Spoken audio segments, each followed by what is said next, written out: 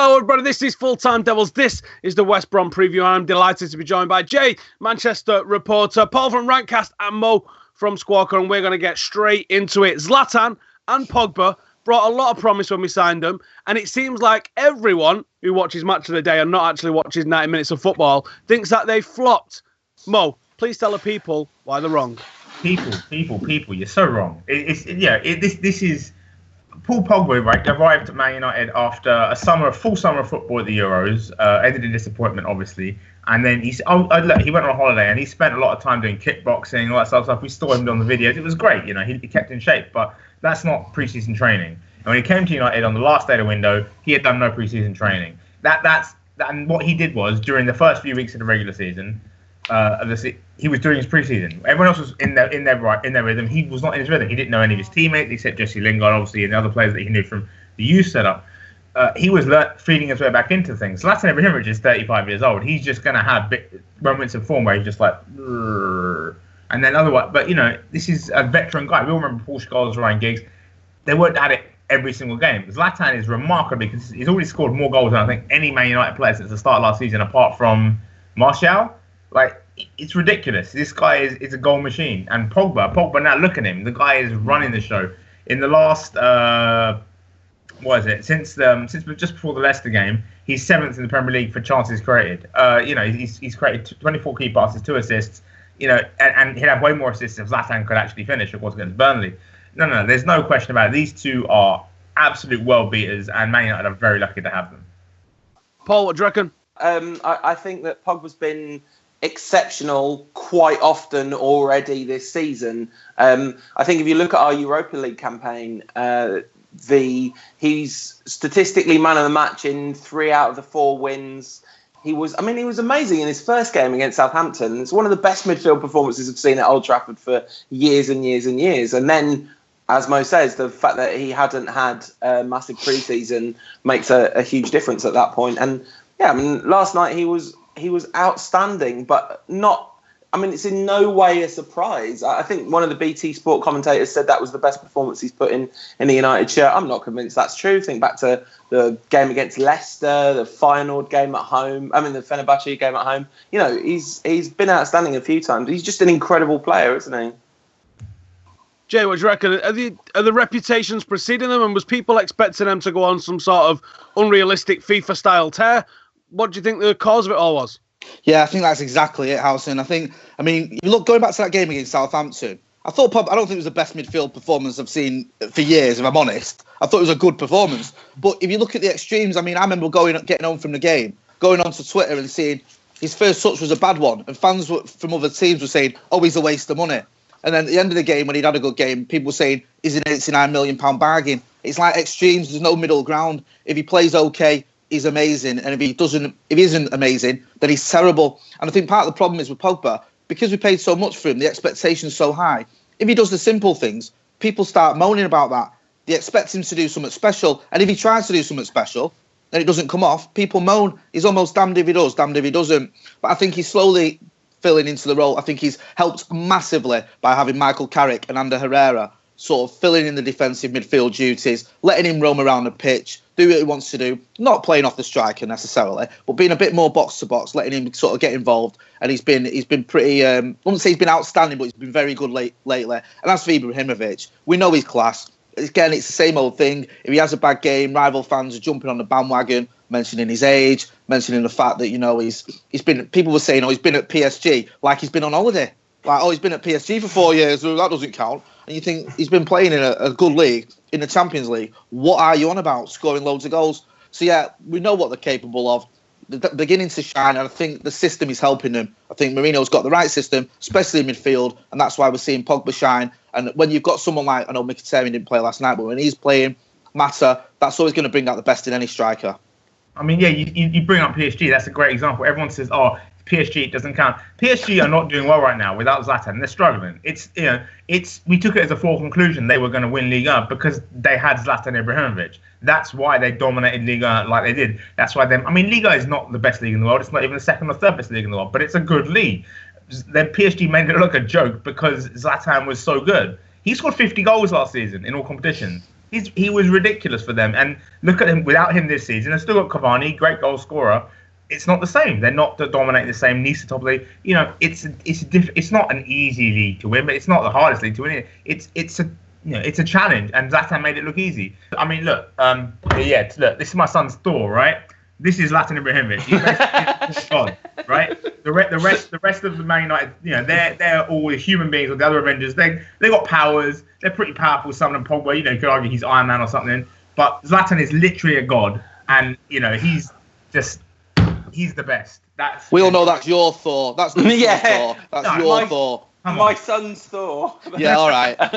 Judging by the T-shirt and the toy right next to the computer, what I do have to say is there are other production houses available if you like comic books. But we did see Pogba and Zlatan Ibrahimovic combine at Crystal Palace to get us 3 points. That's our first back-to-back victory in the Premier League since August, I think, which is a ridiculous stat. How do you think we're going to go this season? And do you think this is the start of a December where we're really going to pick some points up? I'll go back to you, Paul. I would love to be optimistic, and I did actually think that the Zorya game might be a bit of a turning point because we hadn't won away in Europe for such a long time, because it was not a difficult opposition, but incredibly difficult conditions, and we had that massive game coming up against Spurs, but we put on like a really professional away win, very Fergie-esque, in fact, just, you know, 2-0 win when it's needed sort of thing. So maybe something has changed, but we don't know that yet. I mean, the fact that we've won 2 league games on the bounce, 3 games on the bounce is huge, especially since 2 of those were away games. But this kind of little run we've got where it's lots of winnable fixtures is full of tricky ones. I mean, we're here to talk about West Brom. I'll come on to that in a bit, but I think that's actually going to be a pretty tough game. Although somebody turned over, I think Liverpool turned over Middlesbrough at the Riverside on Wednesday night, there's still, that doesn't make that game a foregone conclusion. So I have to admit, I'm not super optimistic that we'll maintain this level of consistency, but, you know, it's certainly not impossible, obviously. Mo, what do you reckon we can achieve this season? This season, I mean, I think United need to. It depends what Mourinho does in the new year. Basically, I think United need to sign a centre half, and they either sign a centre half or a defensive midfielder, because they need to either replace Daley Blind in defence or find a backup for Michael Carrick. If they replace Blind in defence, then Carrick can play, and Blind can be Carrick's backup, because Carrick is an essential part of the team. You know, he's the one. You know, he makes everyone else better. He's not necessarily world class himself anymore, but his effect on his teammates is huge.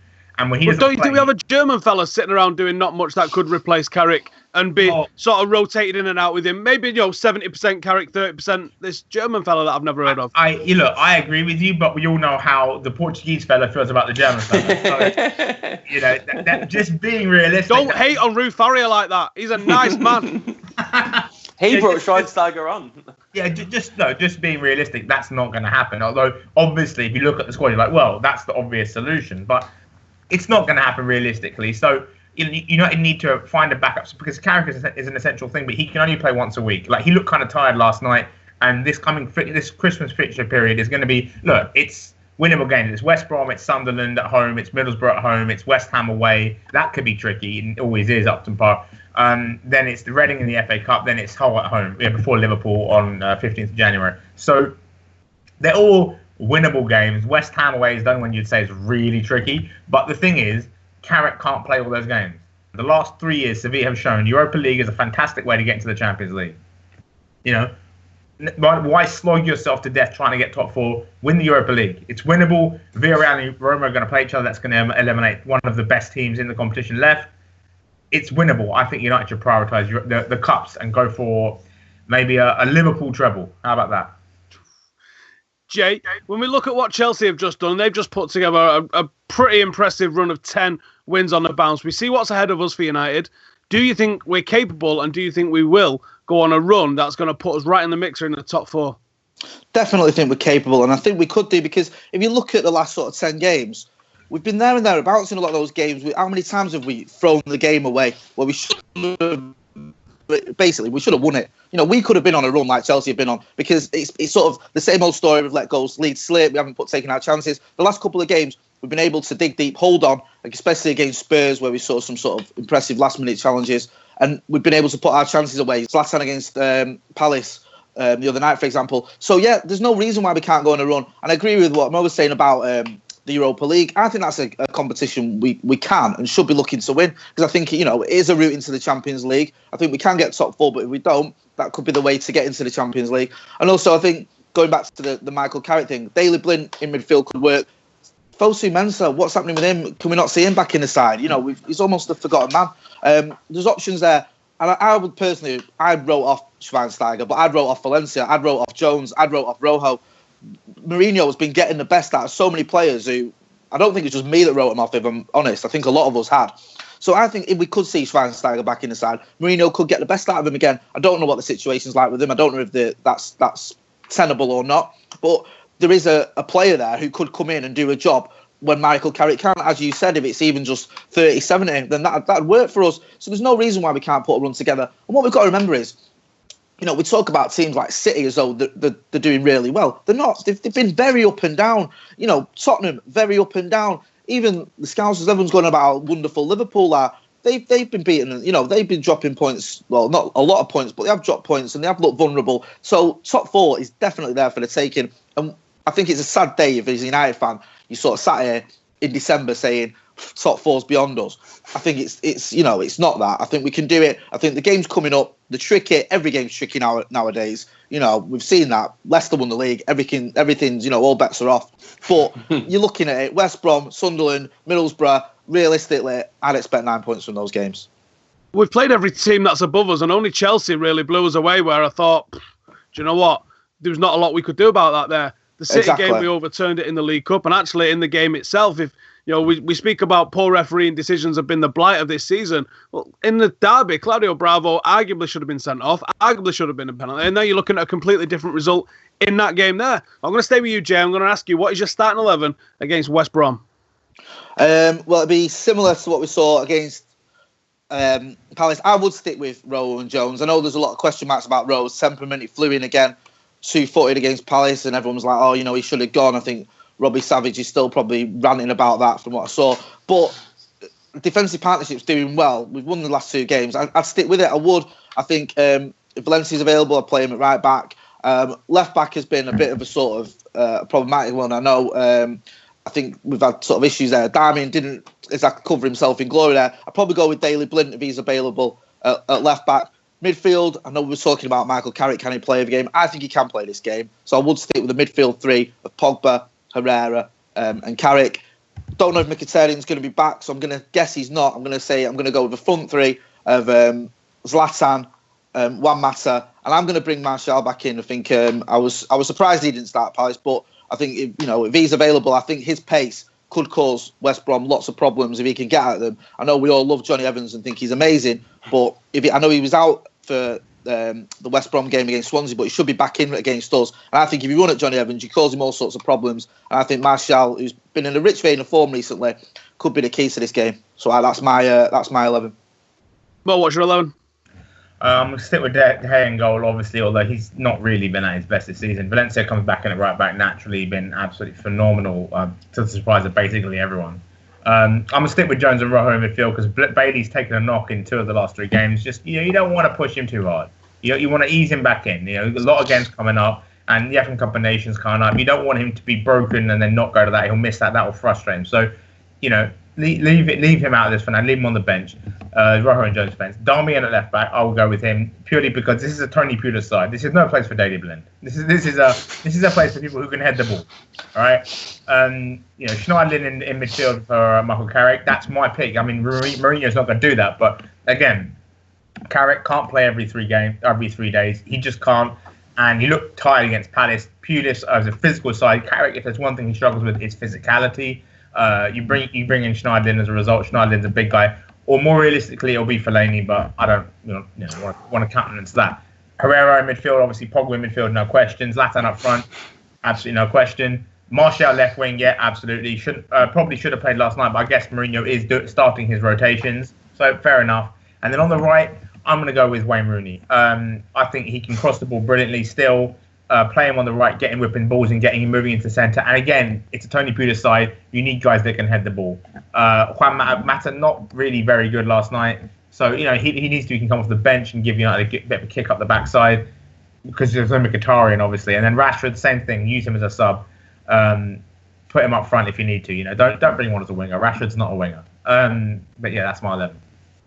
Paul, no one's picked Jesse Lingard, and I'm not saying that you'd be my favourite if you did, but you might be.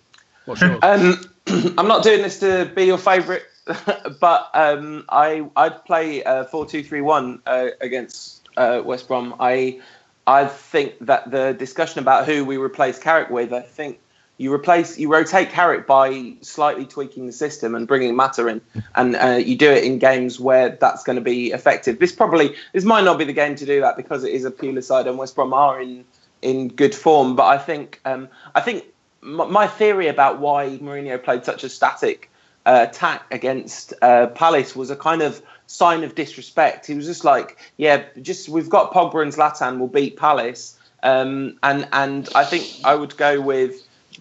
Apart from, I don't know, I think I would pick Blint at left back because Daley Blint thrives in games he's not supposed to thrive in, and then plays really badly in games where he's supposed to, like, it's not supposed to be a challenge for him. You know, think about Lukaku at Everton last season. Then in midfield, Herrera and Pogba with Mata ahead of Martial on the left. I'd have Lingard over Rooney on the right. Obviously, we wish Mkhitaryan would be there, but and then I'd have Ibrahimovic up front, obviously. I think Lingard does a load of really effective defensive work, and that could be useful. And I also think he seems to be very underrated by huge swathes of the United fan base for what he can actually do on the ball. I'm not saying he's Mkhitaryan, but he's a fine player, Jesse Lingard. The stick Jesse Lingard gets is unbelievable. He's a very useful player. He scores important goals. You know, he's always gives it his all, and I just don't get the stick he gets. It's kind of like Jesper Blomqvist. You know, he's just a useful squad player. He's the kind of guy you need if you're going to win things. You know, he's never going to be a superstar starting player, but you need that kind of guy. He's going to chip in with like 5 goals in the season. They're probably all going to be important goals. And he's just going to play well. Play hard. He's not going to moan if he's on the bench. You know, he's exactly the kind of guy you build title-winning squads around, not around, but like with. So we are facing West Brom then. What do we know about West Brom? Jay. Solomon Rondon, Darren Fletcher and Johnny Evans. There you go. That's me done. No, we know West Brom. We've all mentioned it. They're a physical side. They're a side that likes to play high balls. And I said this for the Spurs preview. And me and you spoke about Howson at the beginning of the season. United have got a real sort of edge to them. They're a physical side now, United. They've got a few nasty bastards in the side.